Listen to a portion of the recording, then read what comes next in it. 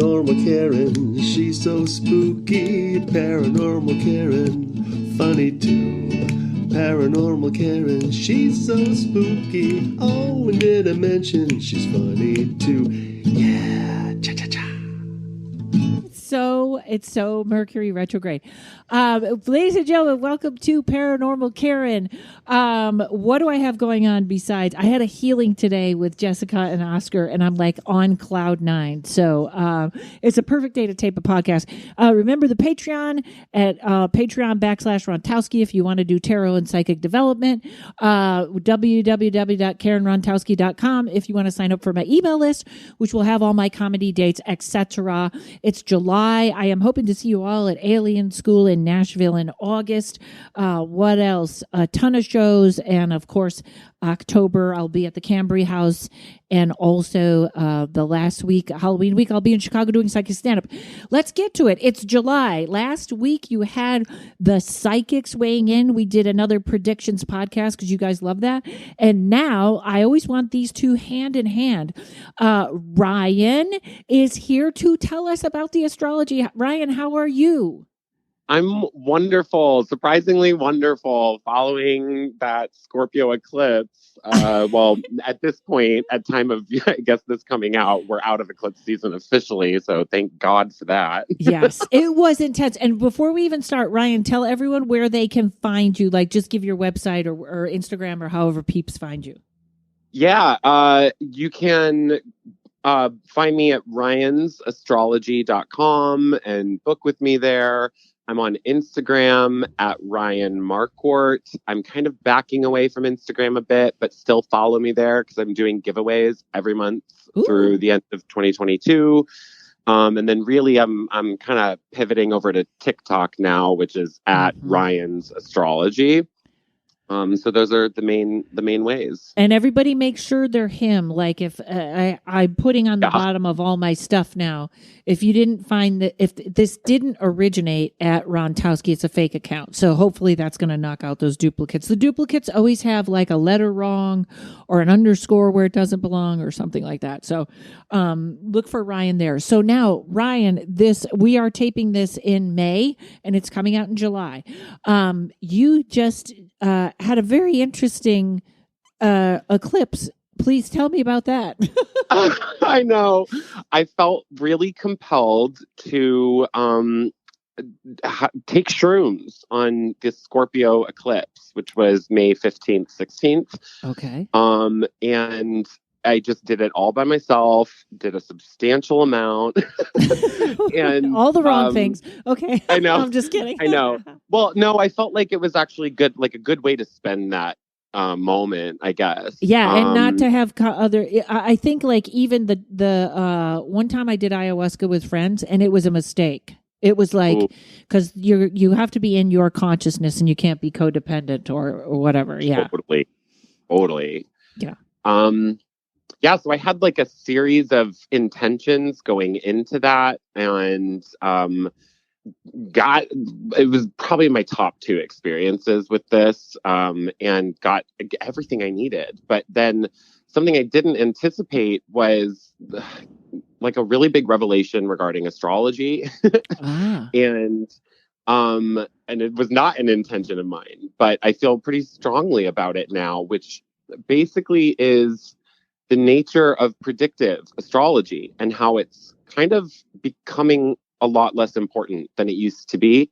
And I mean, it was almost the sole purpose of it in ancient times was to look at what's coming up and predict and plan for the future.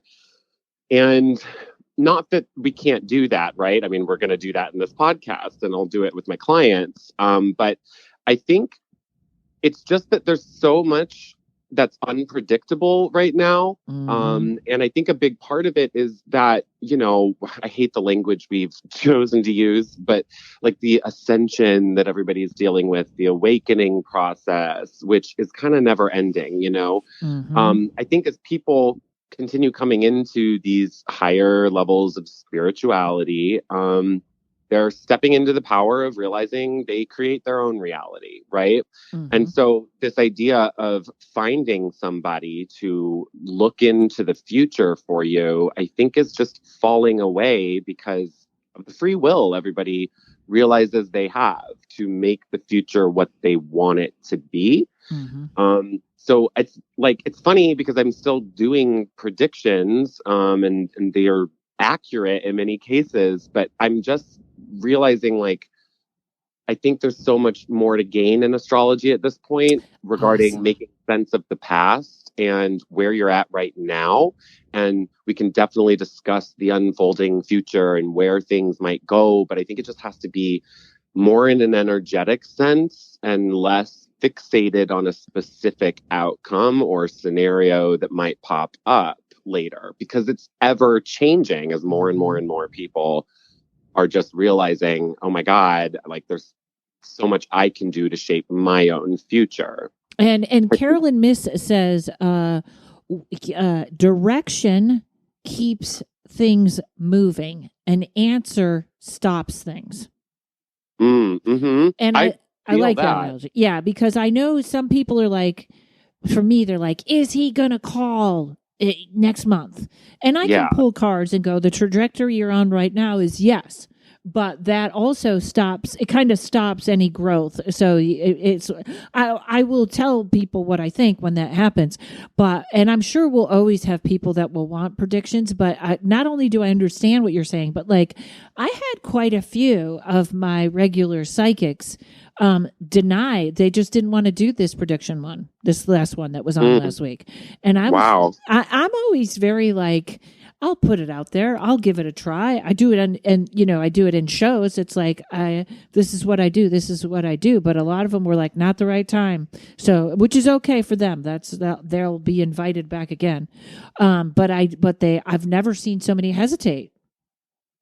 That's so interesting to me. I mean, and even just in the few days since this like revelation I've had a handful of clients I've read for.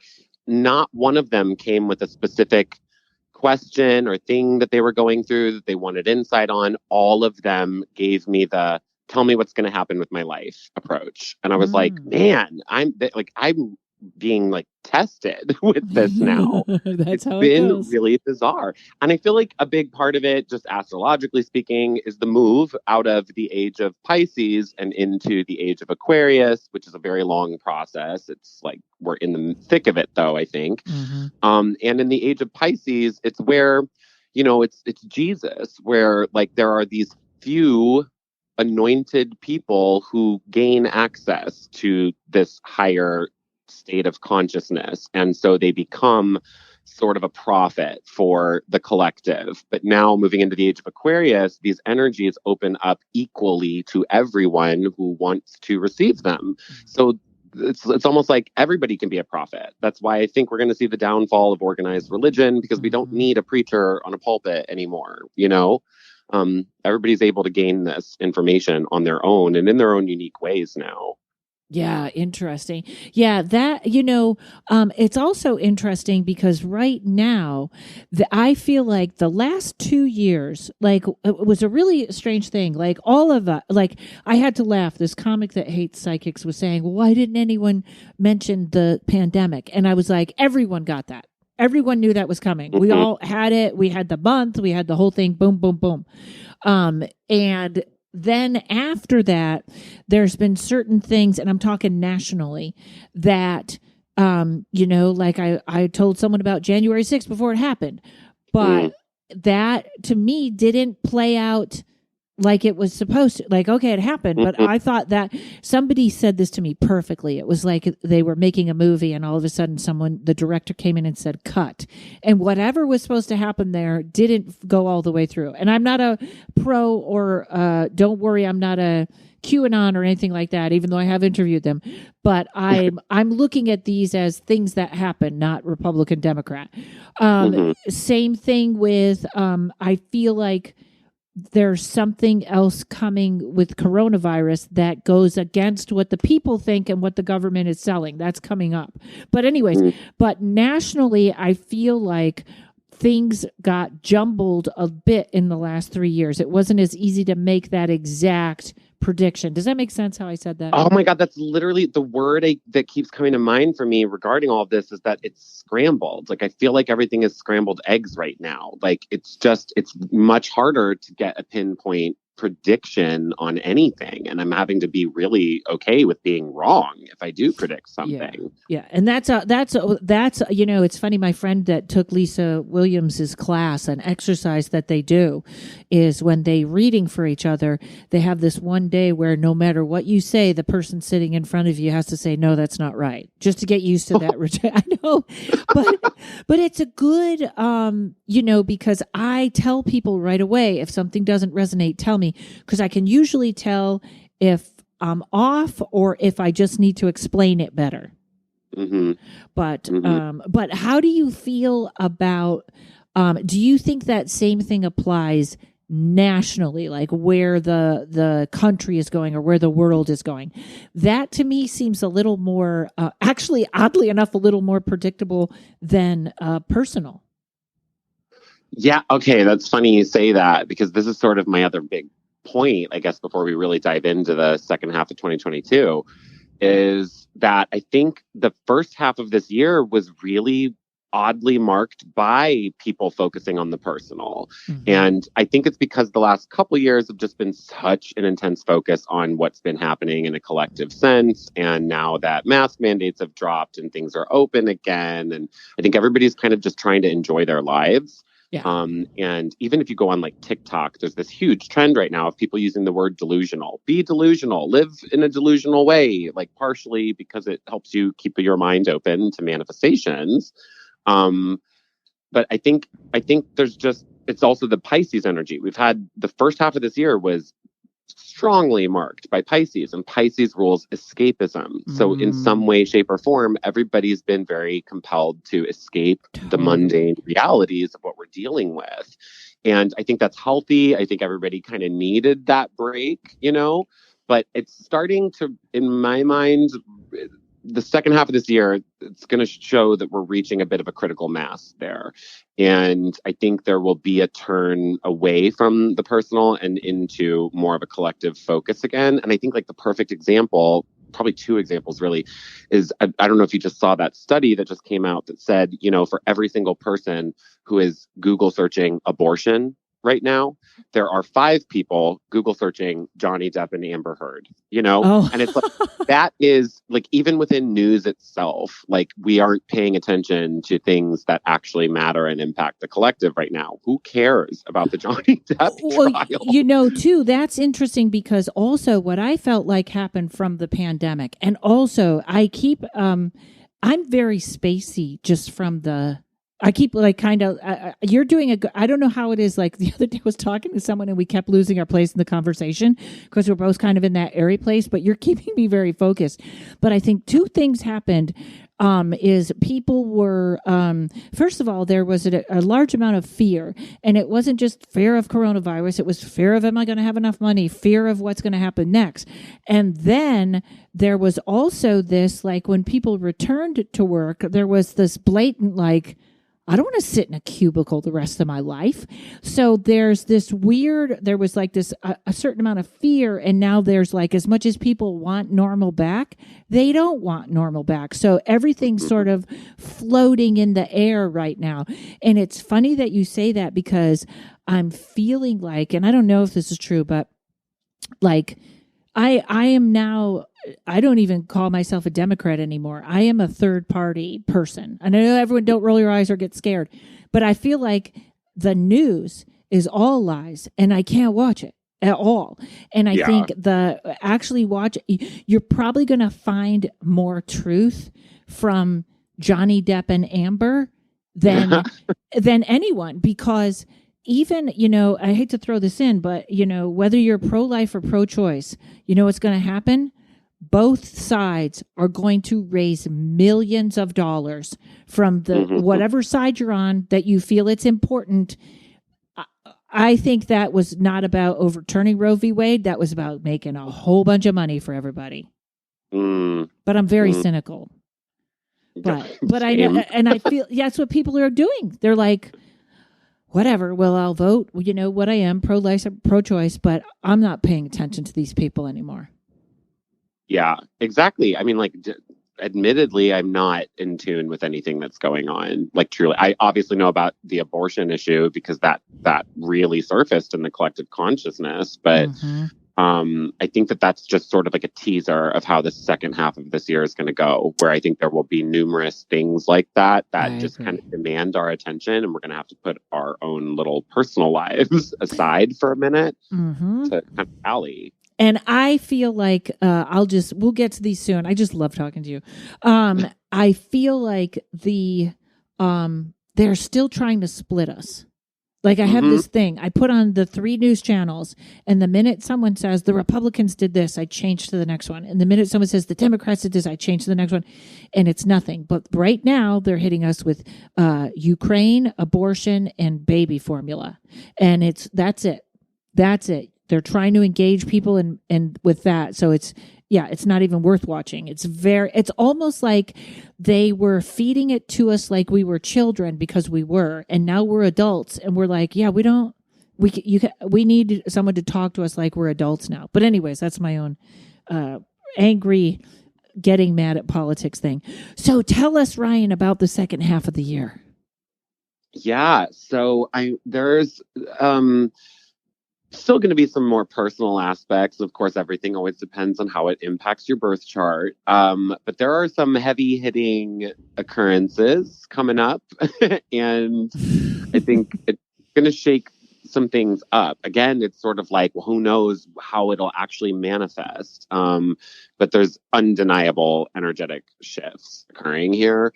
I think if I had to pick 3 main things, it's going to be the Saturn-Uranus square, which we really dealt with in a big way last year because it hit in mid-February, mid-June, and end of December in 2021. So there's like a storyline between those 3 dates. But that square has been really close all of 2022.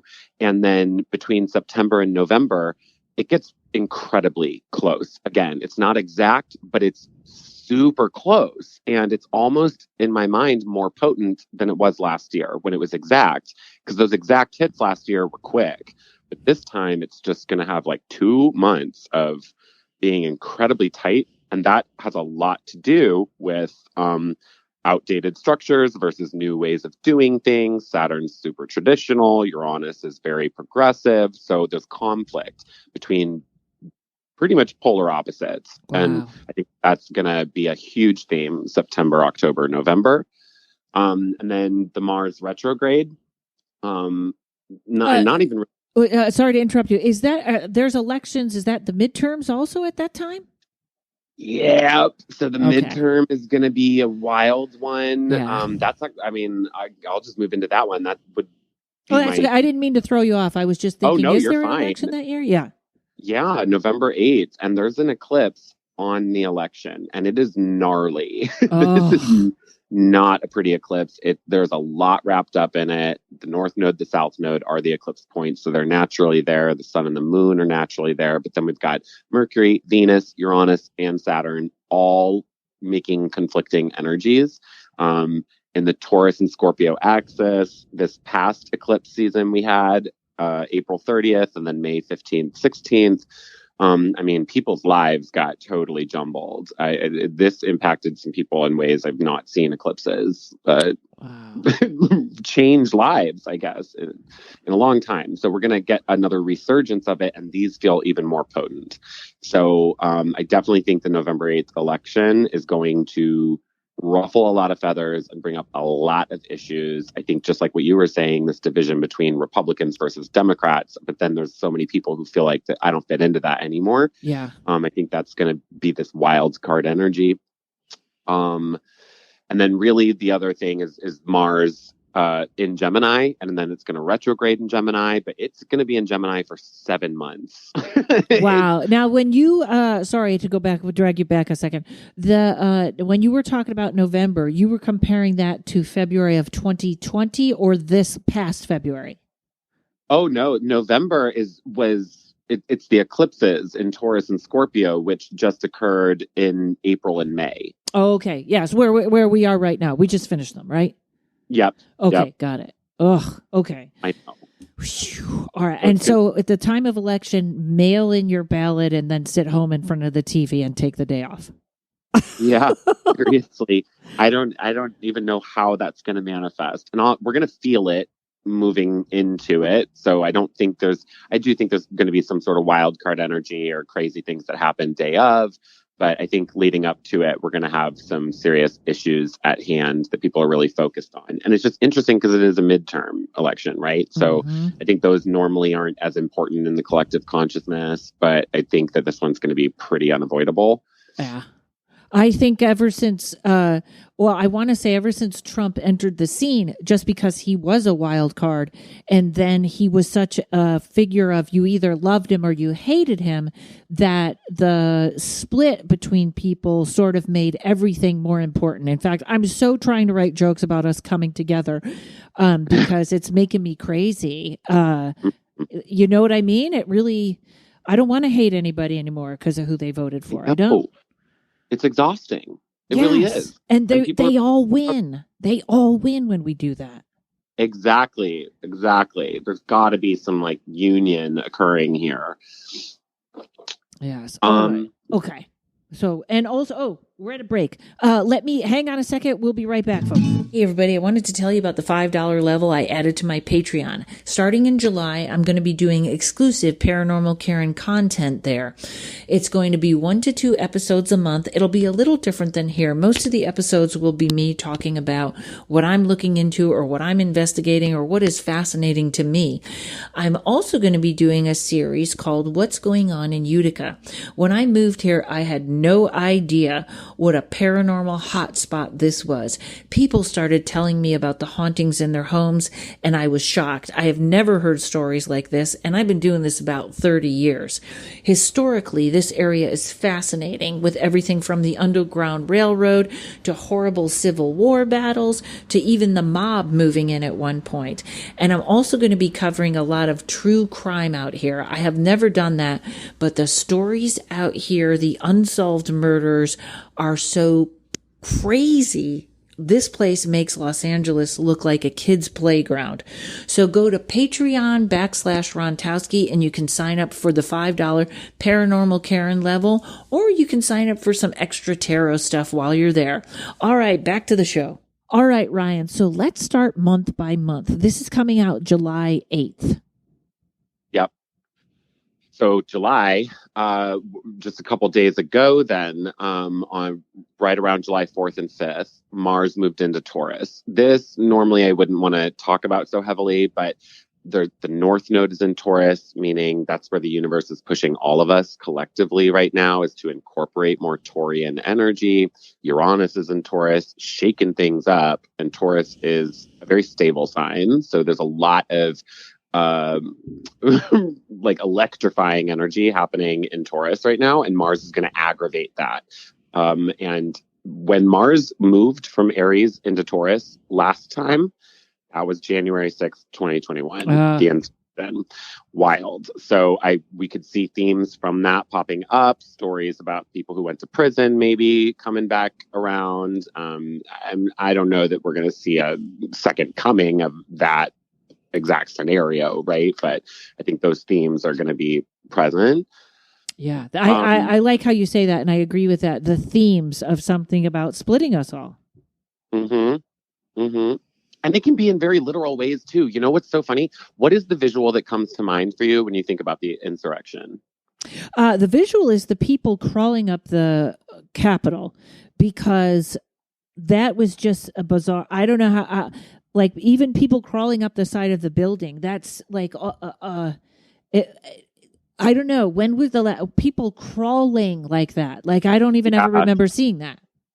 That's true. I didn't even think of it that way. And, Mars was in Aries moving into Taurus at that exact time. Like it changed signs during the insurrection. Wow. And crawling is such a baby thing. And Aries is the baby. Mars is our movement, how we move ourselves. So I think that's interesting. If there's a person from the insurrection that comes to mind, who? The wolf, the what do they call him? The shaman, the guy in the wolf suit? Yeah.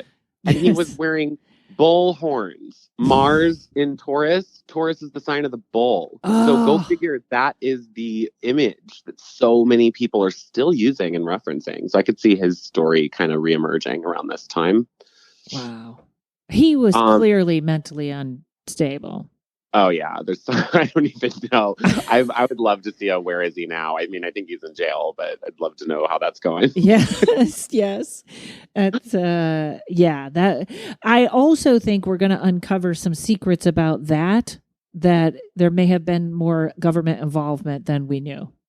Oh yeah, and it's funny because shortly after Mars moves into Taurus, we have another Pluto return for the United States on July 11th. So it's the second Pluto return this year. The first one was on February 22nd. And so we're going to kind of maybe have a theme going back to February 22nd, but this one's going to be even more, I think, unnoticed because Pluto is the subconscious. It's in retrograde on this hit, so it's going to be even deeper buried stuff. And this is a much larger storyline at play all the way through the end of 2023.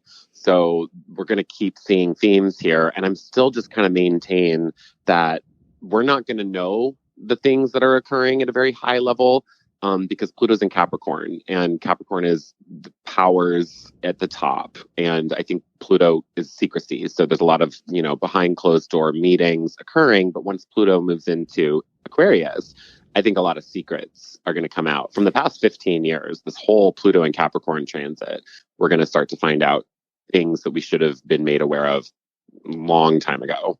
Yeah, that always that is interesting to me because I think the way, especially when it's secrecy like that, it starts out as a conspiracy theory. And exactly. We've seen now sometimes there's more truth from Alex Jones than there is from who I don't even watch, but then from the news. And so watch some of the conspiracy theories. Yeah, and how much things are being made real right now. We literally just had this eclipse in Scorpio. Or Pluto rules Scorpio, so they both have a lot to do with secrets and conspiracies. And I mean, I think 2 days ago now, the Pentagon just briefed Congress on UFOs. And it was the first official briefing in over 50 years. And I don't see anybody talking about that. No, and I think we already know. It's very funny because my friend Ryan Singer said, be sure that the paper you print the government's UFO report on is soft so you could wipe your ass with it. No, for real, right? And it's funny because this was a public meeting you can get all the information from it, but they're going to have a follow-up meeting that, guess what, is closed to the public. So this literal behind closed doors thing is such a theme. I think around July 11th, it's just a matter of looking at what themes are popping up in a collective or institutionalized sense and just knowing that it's not what it seems. I know the alien thing seems to pop up when religious structures are sort of under I don't want falling apart is how I want to say it, because there's something that is directly opposed there. Like I know so many people that are Catholic, strong Catholic, that would say if there's aliens I'll kill myself. Like that somehow unhinges their whole thinking of what God is like. Like, it's just us and God. There can't be anything between there or I'll kill myself. Seems extreme. Okay, so I interrupted you 100 times. Okay, so keep going. Oh, no, you're fine. Okay, and then at the end of July, we have Jupiter turning retrograde in Aries. This is, I think, a big moment because Jupiter entered Aries in May. And so between May and July 28th, there's a new pathway opening up and probably numerous new pathways. A lot of people are seeing big possibilities. Jupiter hasn't been in Aries for 12 years. This is a whole new cycle, especially because Aries is the first sign of the zodiac. So big new beginnings popping up. But Jupiter in retrograde is going to need you to narrow your focus. So kind of look at where you've been experimenting May 10th until July 28th. And now you're going to need to pick a lane. And that will be the case basically until the end of this year. Okay, so we'll sort of get settled more instead of this kind of airheaded-ish energy. there's I kind of like this lady Teal Swan, and she said Yep. her predictions for 2022 is that it was going to be sprinkled with miracles, like you could something you never thought could happen, and also that people that were having trouble with addiction would have this would be the year where they have the like just I'm not doing this anymore. So maybe that's true. That's interesting. Yeah. And I think that probably really came to head while Jupiter was in Pisces right before it got into Aries, because Jupiter in Pisces really can make people escape the real world through substance use. And so I think that there were probably a good amount of relapses occurring the first half of this year, and people finally breaking free from that. I actually stayed sober all of April because there was good miracle energy, and I wanted to stay grounded. If I was taking any substance, then I'd be meeting the miracle like in the ethers, and then it doesn't have a chance to ground in my life. And I did have some pretty miraculous things occur. But it was around that time I made like this whole video about it on TikTok, and I had a lot of comments of people being like, I've recently been like driven to stay sober and start a sobriety journey. So I think that's really fascinating. Yeah, I've heard that a lot too. I hear a lot whenever you talk to somebody, they go, back when I used to drink. I think that pandemic, it was for some people at first it looked like a constant weekend, and then everybody was like, whoa, I got to pull this back in. Yeah. And I can't handle liquor the way I used to. I'll say that. It's been weird. Right. Okay. So end of July is sort of when we got to get ourselves straight, get in the lane. Yeah. And I think ideally, in a collective sense, we're going to limit our distractions at this point. I think there's going to be a narrowing in on, okay, what are the important subjects that we're going to have to focus on through the rest of the year? Oh, okay. All right. My birthday month, August. Yeah. A lot happening in August. Besides my birthday, I thought the world would stop for my birthday. August is probably one of the more intense months this year. I would say August and November are the two that are going to be pretty crazy here. It starts off August 1st with Mars conjoining the North Node and Uranus in Taurus. This is a very explosive energy. There's like a disturbing the peace vibe with this because Taurus seeks peace and stability, and it has to do with the environment. So I think climate issues, wildfires, Mars is a fireball, Uranus is earthquake energy. I think that we're going to deal with some serious environmental issues around August 1st and probably for the remainder of August. Is it well, I'm asking you, this isn't actually this is a dumb question, but I worry about hot. Oh yeah. Yeah, absolutely. Yeah. I think we will be setting like record high temperatures probably all over the place. Yeah.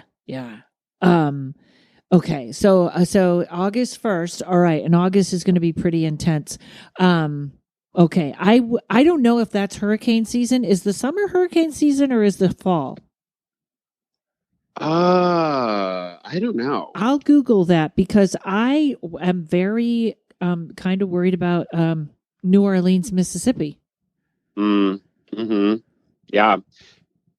And there's still a heavy amount of Pisces energy at that point, and Pisces would be more water-related environmental issues. So I could totally see that being swept into this. Oh, we might be in hurricane season. Let me put what May came up. Hold on.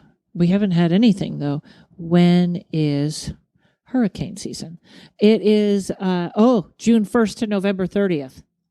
Okay, makes sense. Makes sense. I would say more toward the latter end of that then, because Jupiter is going to move back into Pisces November and December.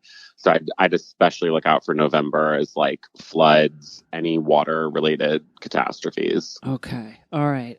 They always mention Florida with it, but I worry more about New Orleans. Yeah. Okay. So August is going to be hot and intense. Anything else for August? Yeah. So this is where Mars is going to enter Gemini. This is going to be a huge theme all the way until March of 2023. It's literally going to be in Gemini for about 7 months. And that's a long time. Mars usually only stays in the sign for 2 months at a time. Wow. So this hasn't happened. Mars is going to turn retrograde eventually here. It turns retrograde on Halloween. and but it moves forward August 20th until Halloween. And Mars retrograde in Gemini as well hasn't happened since late 2007, early 2008. This is like 15 years ago. The economy was in shambles, and go figure, we're kind of facing inflation at this point. Yeah. I don't think, it's kind of a repeat of those themes. So I think we'll probably feel very scattered at that point as well, as far as the economy goes. I want people to be careful going into this, leading into August 20th. Like, make sure you have narrowed your focus. Otherwise, this is a very burnout energy, because Gemini rules the mind. Mars is aggressive and exhausting. And so I think that a lot of people can feel really overwhelmed and busy if you're not prioritizing correctly, because Gemini is so scattered. Now Mars is the war planet, or is it the aggressive planet? It's kind of the most destructive, correct? Yeah. In a very real way, it rules weapons even. So it's got a lot of violence to it. And, the United States' chart has Mars and Gemini at 21 degrees. So this Mars retrograde is going to directly impact the nation. The last, a couple times when Mars was retrograde in Gemini, we had the Civil War in 1864, World War II in 1943, obviously 2007, 2008, the economic collapse. I think one interesting thing with this transit that I'm looking forward to is that when the dawn of Twitter, when the first tweet was sent out, Mars was in Gemini. So Twitter has this, and Elon Musk just bought Twitter. So I think we're going to see some interesting developments between August and March regarding whatever Elon Musk is planning to do with this purchase of Twitter. Well, it's just that, I have to say, one of the best things I did was get off Twitter, because Twitter really carries more hate than any. I have friends that can watch it and stand it, but that was the one I think that's a really, to watch it from the outside and not be on it is quite interesting. I agree. It's funny you say that, because I just deleted my account a couple weeks ago. I could, that, and then Facebook I tried to delete a while ago, and they really won't let you. I don't know why. It's very hard, but they wouldn't. I couldn't get off of them or something, but they're there. But yeah, okay, all right. So that is interesting. That's funny that you know exactly when the first tweet was sent out. Did anyone read it? I know. I forget what it said too. I think it was funny. I'll have to look that up, because maybe a theme from that tweet itself will pop up. Yeah. I would say, at its worst with Mars and Gemini, and what people should watch out for is heated conversations. Gemini is all about communication, so people are going to be really impulsive with their words, and I think just toning it down as much as you can is good.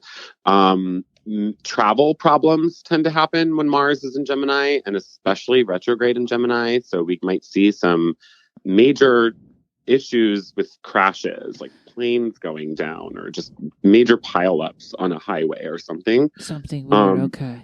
Yeah, Mars is very accident oriented. I think misinformation, data issues, hacking, anonymous was really big when the last Mars retrograde in Gemini came out, and Julian Assange was really in the news at that point. So this has that whistleblower energy as well. Wow. So we may get some really interesting information popping out during this time. I think in general, fake news and even fighting within the news. We might see literal news networks going at each other's throats, which I know we already do, but there may be a much larger manifestation of that. And again, it's just burnout. And Mars severs things. It cuts things off. So Gemini is a very friendly social sign. So I think that there could be a severing of relationships that you didn't expect. Like, people have just been in your life even since childhood. You're just kind of they gotta go now. That's interesting, because that I feel like as we are growing and expanding with our consciousness, or moving into this energetic state, people, and not like, hey, you're a toxic person, but some people I can't be around right now. And also that does, even the news stations going after, that sounds like a political explosion if they're doing that or something happening. And that kind of doesn't surprise me at all, because I think we are headed for revolution. And, that just, I don't know how it doesn't, I really feel like they're stoking the flames of that. So it'll probably be, but folks, just be kind to your neighbor. That's all I want to say. Yeah.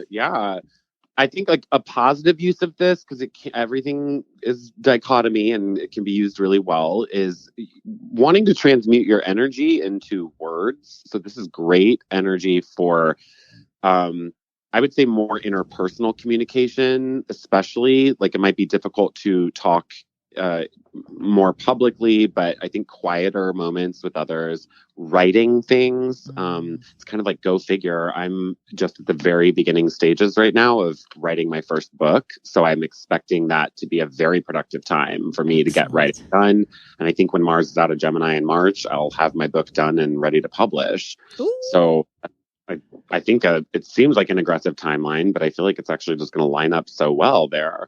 And I also am very curious. I just feel like this has the energy of kind of us getting some sort of great speech from somebody, like a political figure. It gives me like major monologue energy, like where somebody says something that's going to be quoted for the rest of our lives, sort of like I Have a Dream, right? Like those major moments. So I'm interested to see that come up somehow, probably related to a revolution, a war, some other issue that's going on. Well, I think I hope so. I think we could use that, because I also feel like free speech is disappearing. That's why the Elon Musk thing, which I don't know if I believe him. I don't like him at all. But I think if there was free speech and algorithms were pulled, we'd be way better. I saw the best TikTok where someone said, I can't remember how she said it. And she said it kind of, meh. So I don't want to say it that way, but she's basically saying, remember, if free speech goes, you don't get to protest pro-life or pro-choice. And nobody's looking at, they had that disinformation council that disappeared. Like, it's getting very tricky. So that could be, it sounds like that, I don't know. I'm getting scrambled. I know. Well, and it's weird because it's also like there's just misinformation, right? This has been such a huge theme, and it's sort of how I even dedicate my TikTok account personally, is there are like the amount of people who are talking out their ass, frankly, like on TikTok. It's just crazy. Like, I will see people just completely blatantly have no idea what they're talking about when it comes to astrology. And it's like, God, the misinformation that people are allowed to say is crazy to me. And I wish there were ways of restricting that. How but interesting. At the same time, yeah. How can we? Wow. All right. Oh, hey, let's take a break and come back and find out and pick it up from here. Hold on, folks. We'll be right back. This upcoming event is not affiliated with, however, is supported by Just a Ring. Now, back to your regularly scheduled alien programming. Hey, Clark, have you heard about this alien school field trip, August 12th to 14th this summer? Oh, Twiddle, did you forget we're taking the ship to Starstruck Farm in Lebanon, Tennessee? Yeah, and did you hear about all the places to stay? There's triangle houses and horse-style hotels and twig homes, or you can just pitch a tent. Yes, there'll be food accommodations, restful spaces, and a weekend of spiritual fun. Oh, I know! Like the show with Karen, and music, and energy exchanges, and bonfires, and classes, and just rolling around in the grass with all my alien friends. Don't forget the supermoon event. I'm gonna buy so many souvenirs from the market they're having. Just imagine the vibration we're all gonna leave behind with the blessing of the land. I know, I'm so excited for all the dimensions to be in one place. Well, we need as much of the collective to go as possible, so more of us beings can tag along. Get your human vessel over to www.alienschoolfieldtrip.com. Book your lodging and tickets now. Okay, Ryan, so tell us about the end of August. Yeah, so right after Mars gets into Gemini, Uranus stations retrograde, which is going to feel like that revolution energy kind of coming forward at that point. So expect big pivots and changes regarding things that you feel like are fixed, because Taurus is a fixed, grounded sign, and Uranus is definitely going to cause a bit of an earthquake in some sort of institution or foundation that we feel like is untouchable. That's very interesting. I like that, that we feel is untouchable. I wonder if that is the government. I mean, so likely. Or the dollar. The petrodollar is going down, and that's a lot of people don't know what that is. That's a bad thing. Okay, so yeah, this is what I think. I feel like 2022 is just grim, but folks, remember, your personal life doesn't have to be. You can be watching this on TV in a house full of abundance, so don't worry. Okay, so the end of August, beginning of September, and you said September to November is when things really get going. Yeah, because we've got that Saturn Uranus square that's just going to be sitting there starting in September. And that, I mean, I just think it's going to create such conflict. There's going to be people hanging on to traditional values, and others saying no, like, and being very righteous about the way things need to change. So it's interesting because there's a limitation on those who are trying to create progress. It's like they've got tunnel vision almost, and they're not open-minded about the solutions. But like then cancel culture. Yeah, I definitely think that that's a big part of this whole theme. And then I think those who are hanging on to traditional values or things that are really outdated right now, they're coming up with new ways of positioning that. And kind of, they feel very strong, but in ways we're not going to expect. So it's not the normal, like, online protests. I don't know what it'll be, because it's Uranus, and Uranus is the unpredictable planet. Wow. Yeah. Okay. And the door in my very old apartment just opened on its own. It's such an old crooked house that there was only one time I really felt like it was a spirit, because I literally said on my tarot reading, I said, something just entered the room, and then the window opened, but it just opened and I was like, what's moving? Okay. Yes. But no, there's no bad spirits, I don't think. Okay. So then we've got in September, Mercury is going to go retrograde, and normally I wouldn't really bring that up. Mercury goes retrograde 3 to 4 times a year, but this one's got a lot of hard aspects to it. It's a retrograde in Libra, and then it moves into Virgo. So it turns retrograde September 9th and 10th, and then comes out of retrograde on October 3rd. This is making difficult aspects to Mars in Gemini, and Gemini is ruled by Mercury. So these two planets are going to be fighting. This is heavy miscommunication energy here. And then it's also going to be opposing Jupiter in Aries. So that's a bit explosive and really, like, big lies being told. It kind of makes me feel like, what was that book, A Million Little Pieces, that came out forever ago, where the guy got famous for telling his story, and he was on Oprah, but then it was found out that it was not a memoir, and he fabricated the full thing. Right. It was like that was such a huge deal. And it was almost funny how it had a life of its own, sort of. Yeah. And it's a book, in Gemini here. So that will be a big theme. It's going to be a pretty weird Mercury retrograde, I think. Just tone it down with the words, I would say, again. And then at the very end of September, September 29th and 30th, this is Jupiter retrograde is triggering something from May 29th. On May 29th, Jupiter and Mars met up in Aries, and that's very dynamic. So I know that at the time of recording this, we're 10 days away from that. Yes. But comes out, people will be able to look back at May 29th. That's one of the big alignments of the entire year, is Jupiter and Mars meeting up in Aries. So I'm really curious to see what kind of, it's like very bombastic energy, super intense.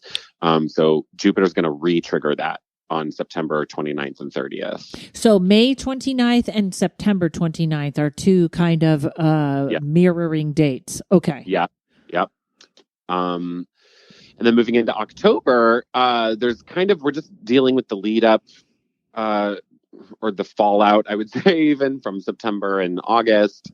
In October, the calendar months don't really line up all the time with astrological energy. So it's going to be more the end of October that is important.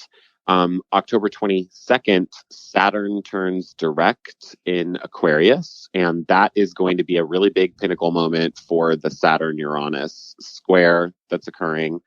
And there's going to be a pretty big manifestation of that theme. Whatever conflict is happening between old versus new is going to come to a big head around October 22nd. And then right after that, October 25th, eclipse in Scorpio. And it's a messy one again. Sun, Moon, and Venus are all together. This is a new moon eclipse, but it's just got an icky feeling to it. Like people may be getting themselves into some sort of mess or like kind of starting a cycle of trouble, I would say. Right before the election. Yeah. Yeah. It's weird. And then on October 28th, Jupiter is still retrograde, but moves back into Pisces, the sign it rules, which could be nice. It's going to echo January through May. So I do think some people are going to start dipping back into that escapist energy and wanting to sort of like get away from all of the collective events that are taking place. And it'll be there basically November and the vast majority of December. But it can be a little, I would say, delusional again, where we're kind of not supposed to detach ourselves too much from real world events at that point. And then Mars retrograde on Halloween, October 31st. When it turns retrograde, it's squaring Neptune. That is going to be high confusion right after the eclipse. I think people are going to be really misguided in things they're starting or wanting to get going. Jupiter's going to like try and give you some hope in Pisces, but it feels like it just gets squandered by this Mars retrograde, and you're not able to progress in the way that you kind of are trying to manifest for yourself. Are you saying I'm not leaving Utica, New York at that time? I don't know. Maybe Jupiter's the travel planet, so you might have this high ideal of I want to travel, I want to get out of here and move. But Mars is also how you move, and turning retrograde in Gemini, which has to do with your immediate environment, that might mean I got to pull back. I got to stay here. You might be staying. I think I am staying. I mean, by not that I'm hoping, but my feeling is, because originally it was kind of like 6 months, see what happens, but it kind of feels like I better get ready to make this winter good. But from what you're describing, I almost think being tucked away in upstate New York might not be a bad place to be. I don't think that sounds that bad either. Yes. Not to worry if you're in a big city, but for me, I don't know. There's something, maybe I get too involved in all this, but I do know this last eclipse was crazy. It really was. I mean, it really was. It's like been such an interesting time of like, people who have had a certain job for years totally deciding to change careers. Couples you don't think are going to split up. People have been single forever, randomly finding a partner. I mean, good and bad, but just like substantial life changes have occurred in this last eclipse season. I wonder, I also feel like it's not just like, those kind of strange miracle things happening, but, and I lost my train of thought again. I had pulled up on my computer earlier today, Jesus with magic wands, because this is such a dumb segue, because the earliest pictures of them, he always had a magic wand, and for some reason they came up, that opened up while you were talking, and I lost my place. That's so much information no one needed. I do feel like the overthrow of the government or the beginning of that is this year. And I hate to say overthrow because I don't think it's going to be like that. I don't think we're going to be, right. Whatever QAnon thinks, where people are being dragged out by a secret army and blah, blah, blah. I don't think it's like that, but I feel like, there could be like these third party candidates that everyone just goes, I don't care. I'm with that person. Yeah, I think the midterm election, and that just moves us straight into November, which really is that second eclipse, full moon eclipse in Taurus, very tense. There's a buildup of energies and they're going to combust in an unexpected way. And that there's still this hidden factor with stuff in Scorpio, the opposite sign of Taurus. So it's Scorpio season at this point.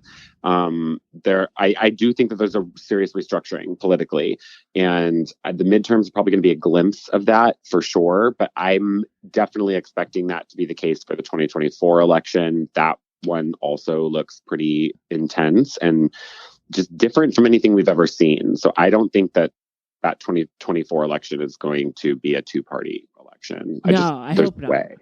You know what else? I don't feel like it's very interesting, and this is really weirdly conspiratorial because even for me, because I feel like. So my friend called me and told me about this thing called a med bed, and it's like a kind of a naturopathic, I don't know what it is, but she's going to work for it. And I did a reading for her, and I was like, yeah, you got to keep this a little, I wouldn't trust everyone there. And I totally got this vision that Joe Biden went in this thing. It's supposed to be like, remember the guy that cured cancer and then they got rid of him because he built some organite box or something, and it was literally naturopath and crystals, and that's actually a real story. That's you guys can look that up, and I believe it was with organite, and he had this box that people would walk in and the vibration changed the cells, and he was curing cancer, and they arrested him and destroyed all his stuff. I think Ryan Singer did a podcast on that, and somebody said they switched to Joe Biden, and I can't see them switching one person for another, but he went from like what looked like to me like complete dementia to very, very organized, like overnight, like something happened. And I don't know what that was, because I really didn't think he was going to make it through his first year, and he didn't look like he was going to make it through his first year. They had to harness him all the way. Somebody would step in, no more questions. And now he's sort of on track. And I just am like, what happened there? I don't know.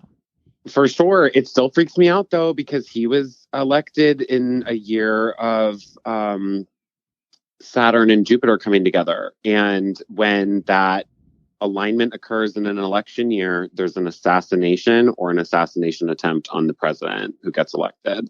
So he's still kind of up for debate here. The only difference with him is that these Saturn-Jupiter conjunctions have for the last 200 years taken place in earth signs. So this was the first time they switched into air signs. So there is an energetic shift. So it may not be the case for him, but I definitely think there's a need to protect his health. Yes, or they did it, or they whatever was supposed to happen there. But there was that, and that is again where January 6th, and I don't mean the insurrection was supposed to do something more. I meant something else was supposed to happen after that, and I don't know what it was. And that's where I feel like even at his inaugural, they had all the soldiers. Like, was it?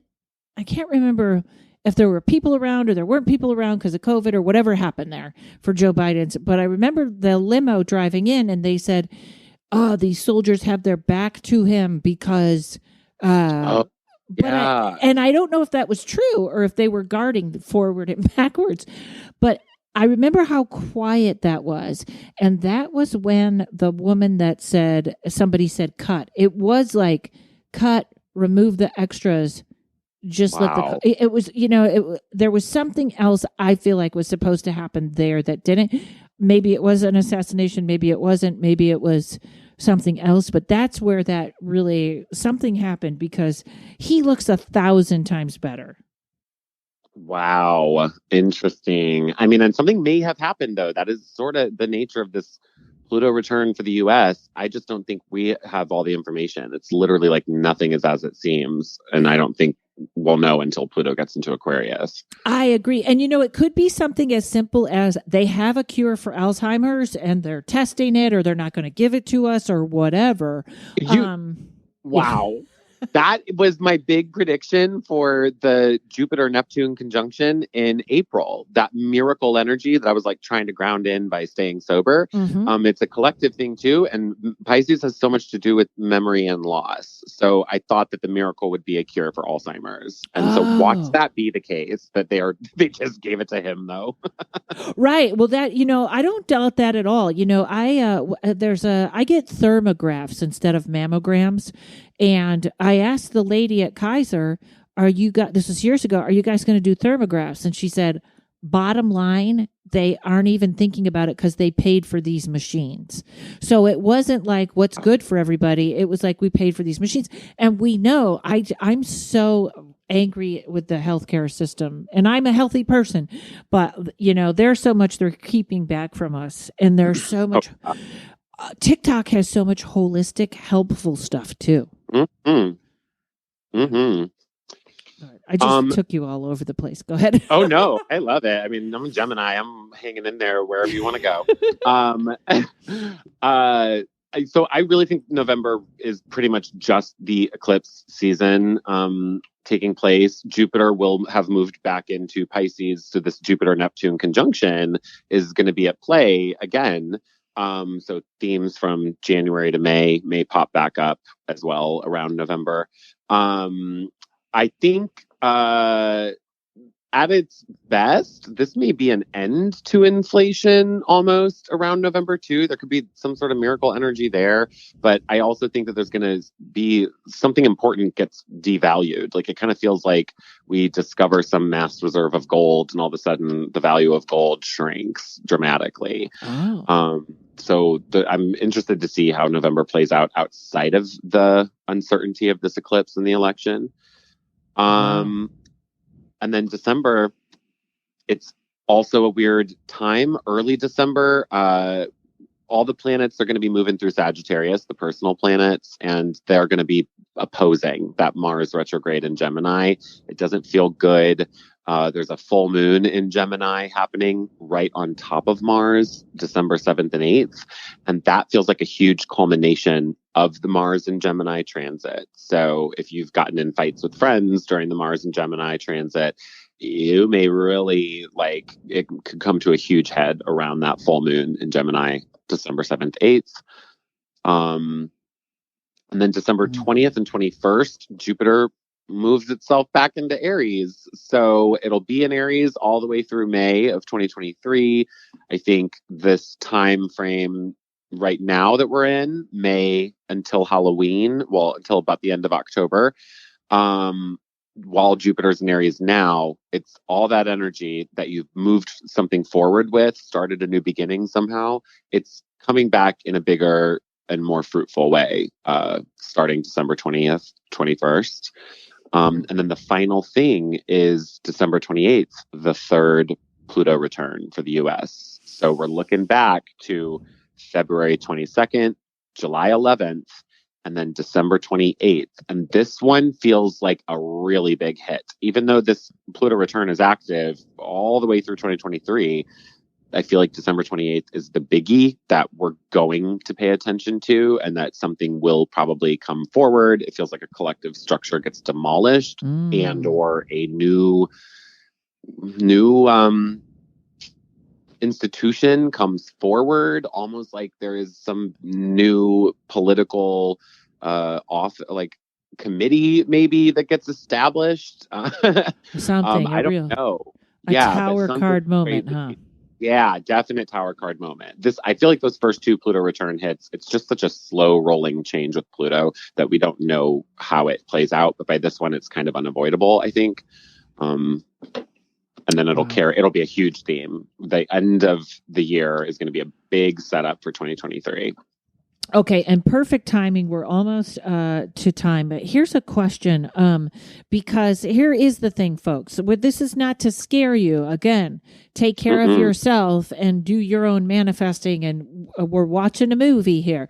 I do feel like food shortages are somewhat going to happen. I'm not 100% I kind of feel like it's like when people went crazy for toilet paper, you could still get it. It was just a weird thing. So I'm not that worried, but I do think it's a good time to stock up on what you can and just lay low, because this year is going to be big, isn't it? Oh, yeah. I think there are two things that totally back up what you're saying. First is Uranus in Taurus and the fact that the North Node's in Taurus asking us to be more sustainable.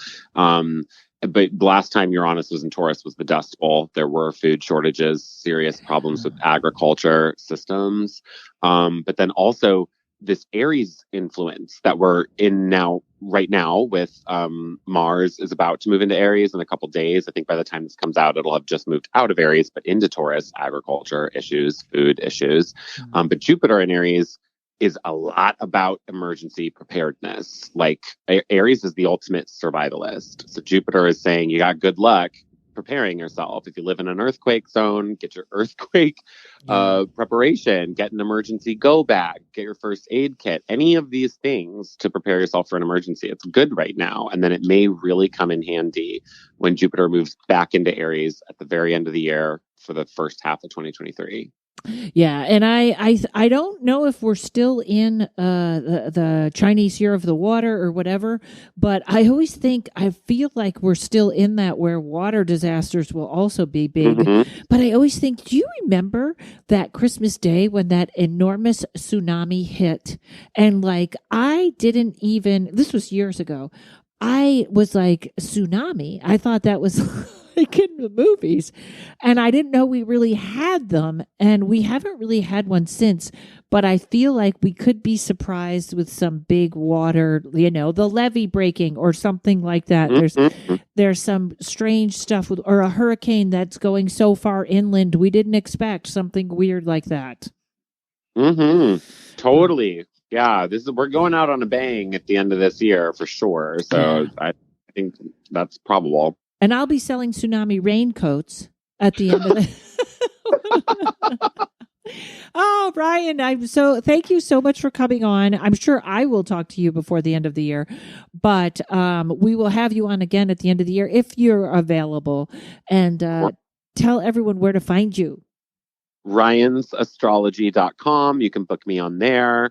Ryan's Astrology on TikTok, and then at Ryan Marquardt on Instagram, where I'm less active, but doing giveaways every month through the end of the year. Kind of exhausting, but I'm committed to it. There you go. All right. Thank you, my friend. Have a great day.